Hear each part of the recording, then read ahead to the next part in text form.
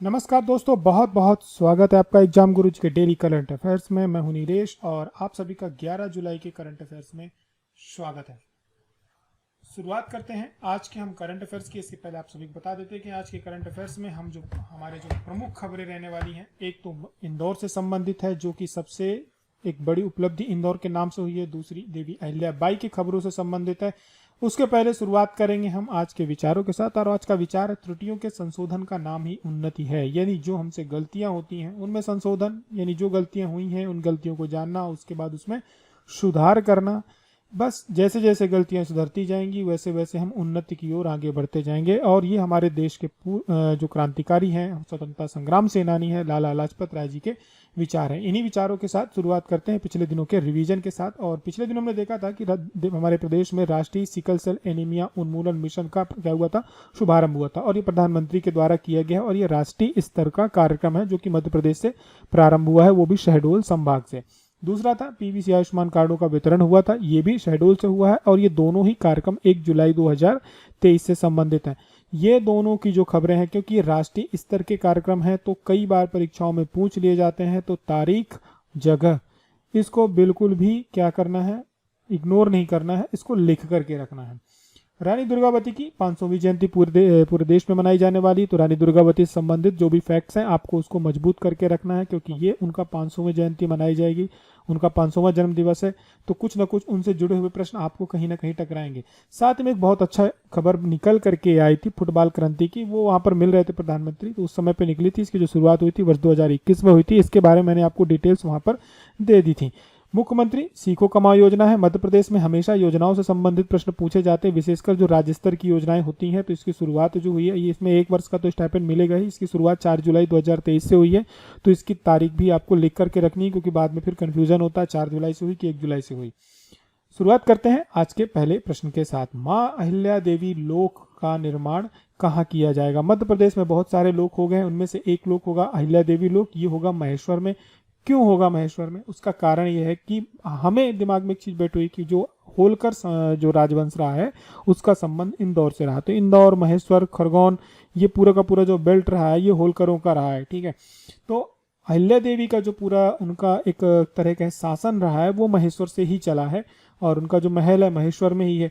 तो वहां पर इनके अहिल्या देवी लोक का निर्माण किया जाएगा। कई लोक हो गए हैं, एक महाकाल लोक हो गया, दूसरा देवी लोक हो गया है, तीसरा अहिल्या देवी लोक हो गया है। तो इस प्रकार से निर्माण किए जा रहे हैं। तो इनमें से एक है माँ अहिल्या देवी लोक। ये कहाँ पर रहेगा? ये महेश्वर में रहेगा, जहाँ पे भी वाटर स्पोर्ट्स भी हुए थे। वहां पर एक इनके स्मारक का निर्माण किया जाएगा इंदौर में, लेकिन अहिल्या देवी का जो लोक है ये महेश्वर में होगा। साथ ही साथ माँ अहिल्या देवी कल्याण बोर्ड बनाया जाएगा, क्योंकि आज भी यदि आप महेश्वर जाएंगे तो वहां पर आपको हथकरघा से जुड़े हुए बहुत सारे कारखाने देखने को मिलेंगे। ये स्वयं जो है हाथों से बुनी हुई जो हथकरघा होती, कुटीर उद्योग होता है आज की डेट में हम जिन्हें हम जानते हैं, उससे बुनी हुई साड़ियां पहनती थी, कॉटन की साड़ी पहनती थी। इन्होंने ही जो महेश्वर की साड़ी है उसकी जो एक तरह से आप ये कहो कि इसकी शुरुआत हुई वो इनके समय में ही हुई। लोगों को रोजगार देने के उद्देश्य से इन्होंने इसकी शुरुआत की थी, क्योंकि उधर की तरफ बेल्ट में कपास बहुत होता था और एक कला थी और लोगों को रोजगार से जोड़ना था। तो इन्होंने इस लोक माता इसीलिए कहा जाता है क्योंकि इन्होंने लोक कल्याणकारी जो कार्य है बहुत ज्यादा किए, बहुत किए, इसीलिए इन्हें एक देवी का दर्जा दिया गया। क्योंकि एक तो महिला शासक, इसके बाद इनका जो एक स्वभाव था, जो इनका शासन करने का तरीका था, वो बहुत ही इथिकल रहा है, बहुत ही न्यायप्रिय रही हैं। और इनकी पहचान है, इनके हाथ में हमेशा आपको शिवलिंग मिलेगा। ये बहुत बड़ी शिव उपासक मानी जाती हैं। माँ नर्मदा के बिना दर्शन किए ये कभी भी जल ग्रहण नहीं करती थी। इनका जो महल है बिल्कुल नर्मदा के मुहाने पे है, जो घाट है इनके, नर्मदा नदी के किनारे इनका महल है। वहां से पहले माँ नर्मदा के दर्शन करती थी, इसके बाद शिव जी का वहां पे पूजन करती थी, और ये अपने हर आदेश में शिव इच्छा लिखती थी, शिव जी का नाम लिखती थी। इस वजह से इनके आपको हमेशा हाथों पे एक शिवलिंग मिलेगा। लोक माता इसलिए कहा जाता है क्योंकि इन्होंने केवल मध्य प्रदेश के महेश्वर और इंदौर नहीं, भारतवर्ष के जितने भी धार्मिक स्थान है वहां पर, चाहे घाटों का निर्माण हो, मंदिरों का निर्माण हो, कायाकल्प हो, इवन जो बनारस का काशी विश्वनाथ मंदिर है वो भी इनका ही निर्माण कराया हुआ है। जो अभी नया बना है, कॉरिडोर बना है, वो अभी की सरकार ने किया है। आपको जितने भी ज्योतिर्लिंग मिलेंगे, दैविक स्थान मिलेंगे, वहां पे घाट मिलेंगे, वो इसके अलावा रोड कंस्ट्रक्शन या कुटीर उद्योग, इन सब क्षेत्रों पे इन्होंने बहुत कार्य किए। तो इस वजह से लोक कल्याणकारी कार्यों के कारण इनको लोक माता भी कहा जाता है। लोक माता, क्योंकि ये सब माता का स्वभाव क्या होता है, लोग बच्चों का पालन पोषण करना, उनका ध्यान रखना, तो इन्होंने उस चीज को आगे बढ़ाया। साथ ही में देवी के रूप में इनकी पूजा भी की जाती है, एक तरह देवी माना जाता है, क्योंकि इन्होंने बहुत लोक कल्याणकारी कार्य के लोगों को बहुत हृदय से मानती थी। और इन्हीं वजहों से हमारे प्रदेश में एक मां अहिल्या देवी कल्याण बोर्ड बनेगा, जिसके जो अध्यक्ष रहेंगे उसको कैबिनेट स्तर का दर्जा दिया जाएगा, मंत्री का दर्जा दिया जाएगा। साथ ही में घोषणा हुई है, मुख्यमंत्री का एक कार्यक्रम था जहां पर उन्होंने श्रीपाल, गडेरी और घुमक्कड़, इनको अर्ध घुमक्कड़ में शामिल करने के लिए बोला है। मोटी मोटी बातें यदि अहिल्या देवी के बारे में बात करी जाए तो इनका जो जन्म हुआ था वो 31 मई 1725 को जामखेड़, ये आता है अहमदनगर में, जिसका नाम भी अहिल्या नगर करने की घोषणा की है वर्तमान सरकार ने। वहाँ पे एक चोंडी गांव है, वहाँ पर इनका हुआ था। इसके बाद जो है इनका जो विवाह हुआ, ये खांडेराव इनसे इनका विवाह हुआ था। मल्हार राव की ये पुत्र थे, उनसे हुआ। मल्हार राव आपको मल्हार के नाम से भी जाना, इंदौर में एक जगह है जिसको मल्हार क्षेत्र के नाम से जाना जाता है। इन्होंने बाद में जो महेश्वर है इसको अपनी राजधानी बनाई और वहीं से इन्होंने शासन किया। इनकी जो शासनकाल रहा है 1767 से लेकर के 1795 तक का रहा है। और राज्याभिषेक इनका 1767 में हुआ था दिसंबर में। और ये जो है इन्होंने पूरी तरह से मालवा का शासन अपने स्तर पे चलाया, धर्म के सिद्धांतों पे चलाया, साथ में इन्होंने औद्योगिकीकरण को बढ़ावा दिया। 1795 में इनका निधन हुआ और इसके बाद जो है अगले जो राजा हुए, यहाँ के महाराजा हुए, तुकोजीराव होलकर हुए, इन्होंने यहाँ की शासन व्यवस्था संभाली। आगे की तरफ बढ़ेंगे, बात करेंगे प्रश्न क्रमांक 2 कि मध्य प्रदेश के किस जिले का केला विश्व के कई देशों को निर्यात किया जाता है। तो ये मध्य प्रदेश का ओडीओपी में बुरहानपुर एक डिस्ट्रिक्ट है, जहां से केले को क्या किया है, वन डिस्ट्रिक्ट वन प्रोडक्ट में चुना गया है। तो एक जिला एक उत्पाद में बुरहानपुर का केला है। लेकिन जब से इसको एक जिला उत्पाद में सम्मिलित किया गया, इसके बाद सरकार ने यहाँ पर बहुत सारे कार्य किए हैं और यहाँ के जो उत्पादन है उसको बढ़ाने का प्रयास किया, साथ में मंडियां उपलब्ध कराई और इसका क्या किया, प्रोडक्शन बढ़ाने के बाद इसको एक्सपोर्ट करना प्रारंभ किया। मध्य प्रदेश में जो बुरहानपुर है ये केला के उत्पादन में काफी अग्रणी जिला है। लगभग 18,500 के आसपास किसान यहाँ पर खेती करते हैं जो इससे जुड़े हुए हैं और 16,54,730 मेट्रिक टन यहाँ पर केला का उत्पादन होता है। और इसके अलावा यहाँ पर बात करो तो केले की जो अलग अलग फसल है, G9, बसराई, हरसाली, श्रीमंती, इस प्रकार की फसलों का यहाँ पे क्या किया जाता है, रोपण किया जाता है। इसी केले से जुड़ी हुई यहाँ पर प्रसंस्करण इकाइयाँ लगी। आजकल आप लोग बनाना चिप्स खा रहे होंगे, जिस प्रकार से आपकी आलू चिप्स होती है उसी प्रकार से ये केले की भी चिप्स होती है। इसके पाउडर वगैरह बिकते हैं, इसके बहुत सारे जो प्रोडक्ट्स होते हैं वो बनाए जाते हैं, तो वो भी यहाँ पर एक तरह से डेवलप किए जा रहे हैं। और इसका जो निर्यात होता है आज की डेट में इराक, ईरान, दुबई, टर्की ऐसे देशों में किया जाता है। गल्फ कंट्रीज में लगभग केले का यहाँ पर एक्सपोर्ट यहाँ से होता है, हमारे बुरहानपुर से होता है। ओडीओपी में और बात करेंगे तो अनूपपुर, डिंडोरी, मंडला, सिंगरौली, यहाँ पर कोदो कुटकी होता है। भिंड, मुरैना सरसों के तेल के लिए जाना जाता है, यहाँ का एक जिला एक उत्पाद में सरसों आता है। नरसिंहपुर की तुअर दाल है, दमोह का चना है, रायसेन का बासमती चावल है और बालाघाट का चिन्नौर चावल है जिसको जीआई टैग मिल चुका है। आगे की तरफ बढ़ेंगे, बात करेंगे प्रश्न क्रमांक 3 की विमुक्त घुमक्कड़ और अर्ध घुमक्कड़ जो बस्तियों के विकास के लिए प्रदेश में कौन सी योजना चलाई जा रही है। तो इसके लिए यहाँ पर बस्ती विकास योजना चल रही है। हमारे प्रदेश में जो विशेषकर बंजारा होते हैं, जिनको हमने देखा होगा, ये कुछ लोहे का भी काम करते हैं, ये एक घुमक्कड़ प्रवृत्ति के होते हैं। इनकी कोई मजबूरी नहीं होती, ये इनकी संस्कृति है। ये जो संस्कृति होती है इसकी वजह से ये कई बार बहुत ज़्यादा स्ट्रगल करते हैं। इनके पास अपना खुद का कोई आवास नहीं होता, बहुत सारी योजनाओं का ये लाभ नहीं ले पाते। जैसे अभी कोई भी योजना है सरकार की, अन्न वगैरह देने की योजना है, ये पर्टिकुलर कहाँ पर होती है, उस जगह की सोसाइटी पे होती है, तो इनको इसका क्या होता है, लाभ नहीं मिल पाता। बहुत सारी योजना स्थायित्व से जुड़ी होती हैं, उस गांव के लिए होती है, वहाँ के रजिस्टर्ड वोटर्स के लिए होती हैं। अब ये क्या होता है, इससे भी दूर रहते हैं। इस वजह से अब इनका चुनाव आयोग कब इनको जब तक पता चला, इनको वेरीफाई किया कि आप यहाँ पे हो, वोटिंग में आपका यहाँ नाम है, ये पता चला कहीं और पे है, क्योंकि ये इनकी संस्कृति है और ये अपनी संस्कृति से जुड़े होने के कारण इनको बहुत सारी चीज़ों में क्या करना पड़ता है, स्ट्रगल करना पड़ता है।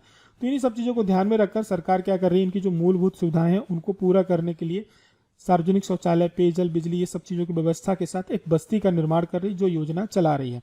विमुक्त घुमक्कड़ अर्ध घुमक्कड़ जनजाति कल्याण विभाग की बात करी जाए तो ये 22 जून 2011 को विमुक्त घुमक्कड़ एवं अर्ध घुमक्कड़ जनजाति कल्याण विभाग का हमारे प्रदेश में गठन किया गया। ठीक है, इसके बाद जो विमुक्त घुमक्कड़ और अर्धघुमक्कड़ जनजाति विभाग है, इसमें 29/11 को इनके लिए फिर एक विभागाध्यक्ष का क्या किया गया, घोषणा की गई। बात करी जाए हमारे प्रदेश में कुल कितने जातियों को सम्मिलित किया गया इसमें, तो 51 जातियों को, 51 जातियों को इसमें सम्मिलित किया गया है, जिनका हमें नाम यदि नहीं रख सकते तो संख्या याद रखनी कि 51 जातियां हैं जिनको हमारे यहाँ विमुक्त घुमक्कड़ एवं अर्धघुमक्कड़ जनजाति उसमें सम्मिलित किया गया है। मुख्यमंत्री ने एक पंचायत का आयोजन किया था, उसमें घोषणा की थी उन्होंने कि 31 अगस्त को विमुक्त जाति दिवस क्या किया जाएगा, मनाया जाएगा। ये प्रश्न आपके पीएससी के पेपर में भी पूछा जा चुका है, तो याद रखना 31 अगस्त को 2021 से इसके प्रारंभ हुआ था, जब इनकी पंचायत लगी थी, तब से विमुक्त जाति दिवस क्या हुआ, 31 अगस्त को मनाया जाने लगा। अगले प्रश्न की तरफ बढ़े तो बात करेंगे तो निम्न में से कौन सा नगर निगम देश का पहला ईपीआर क्रेडिट अर्जन करने वाला नगरीय निकाय बना है, तो एक ही है मध्य प्रदेश में, वो कौन सा है, इंदौर है। हर मामले में नंबर 1 रहने की आदत सी हो गई है।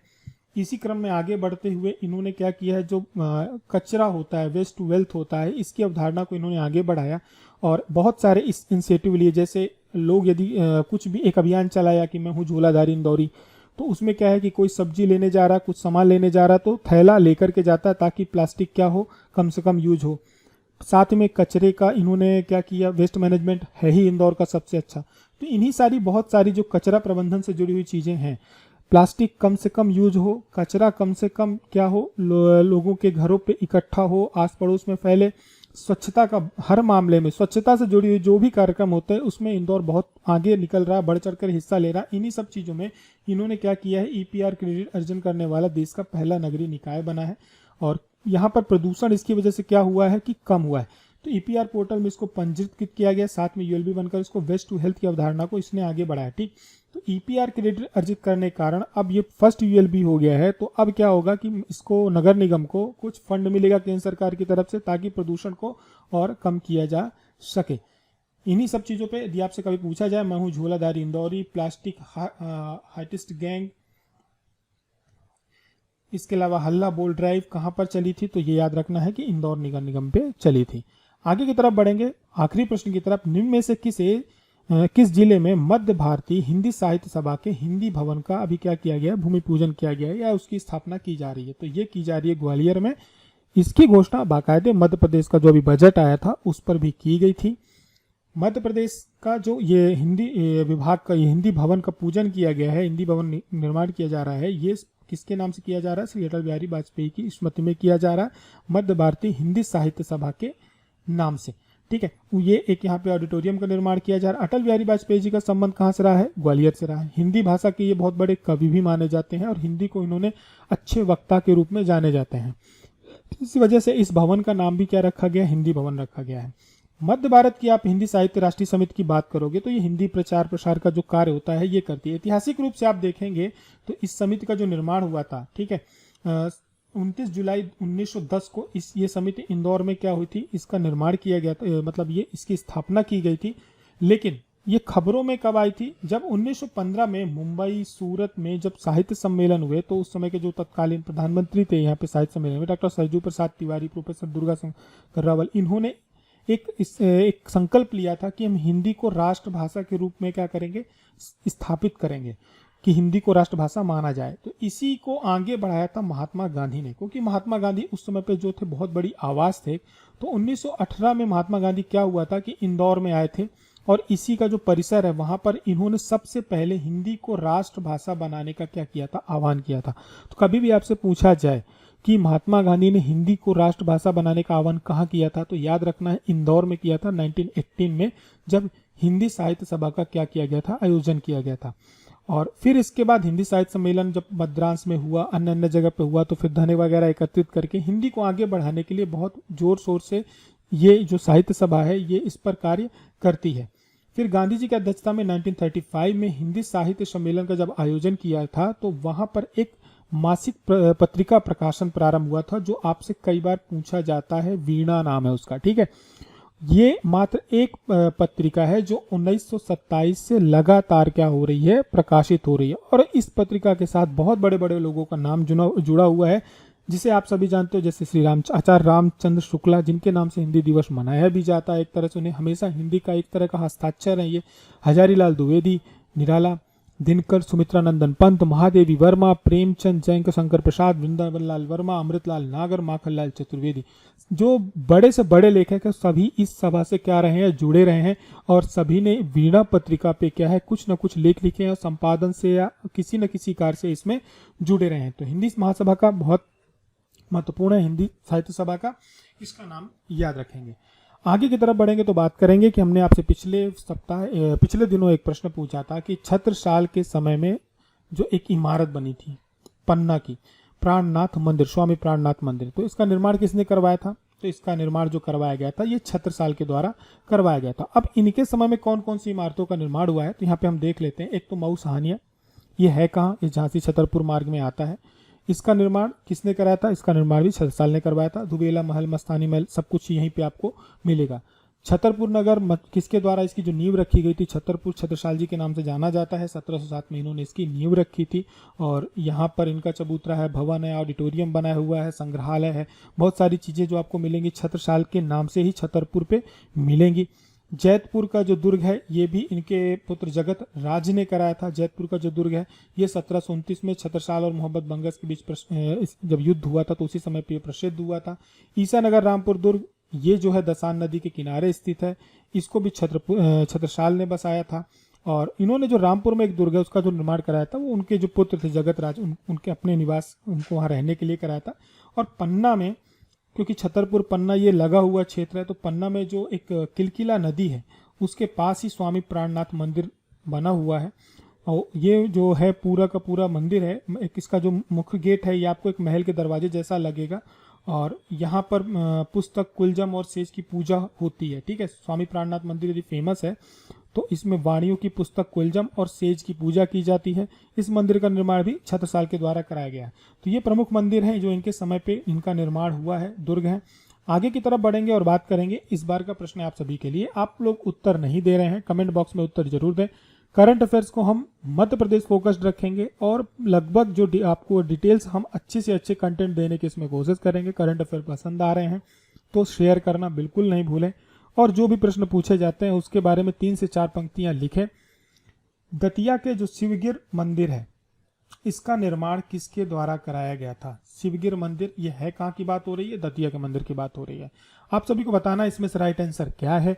राइट आंसर जो भी है उस मंदिर के बारे में या उस व्यक्तित्व के बारे में 2 से 3 बातें कमेंट करके जरूर बताएं। जिनका आंसर सही होगा एग्जाम गुरुजी की तरफ से लाइक मिलेगा, लेकिन जो 2 से 3 बातें बताएंगे उनको एग्जाम गुरुजी की तरफ से हट दिया जाएगा। करंट अफेयर पसंद आता है तो शेयर करना नहीं भूले। पीडीएफ इसकी टेलीग्राम चैनल पे डाल दी जाती है एग्जाम गुरुजी के, आप वहां से इसको डाउनलोड कर सकते हैं।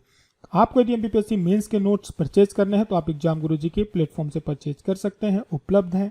हिंदी और इंग्लिश दोनों में, प्री और मेंस दोनों के नोट्स उपलब्ध हैं। जल्दी आपकी मुख्य परीक्षा की टेस्ट सीरीज भी प्रारंभ हो जाएगी, इसकी एक क्लास लगाई जाएगी। हमारी और आपकी मुलाकात फिर अगले दिन होती है करंट अफेयर्स के साथ। ये करंट अफेयर पूरी तरह से मध्य प्रदेश फोकस्ड रहेगा, राष्ट्रीय अंतर्राष्ट्रीय हम साप्ताहिक रूप से देखेंगे। तब तक के लिए अपना ध्यान रखें। जय हिंद।